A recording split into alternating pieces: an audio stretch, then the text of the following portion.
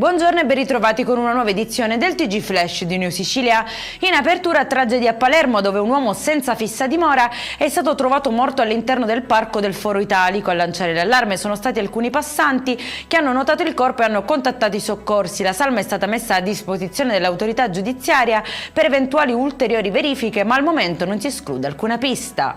Una lite per gelosia finisce nel sangue ad Acireale, nel Catanese. Un 38enne è stato accoltellato con 5 fendenti e ricoverato d'urgenza al Cannizzaro, dove è stato operato per lesioni agli organi vitali. Arrestato in flagranza un 39enne, ex compagno della donna contesa. Restiamo adesso nel territorio etneo. Arrestato l'anarchico Giuseppe Sciacca, rintracciato nel centro storico dopo mesi di spostamenti tra Italia ed estero. Attualmente si trova al carcere di Catania, dove dovrà scontare oltre 4 anni.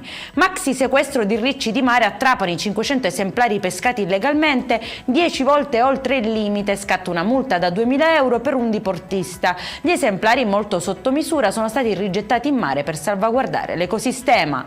Aziende agricole trasformate in vere e proprie discariche abusive nel Palermitano. Scattano sequestri e denunce tra rifiuti pericolosi bruciati e fitofarmaci illegali, multe fino a 35.000 euro per 2 imprenditori.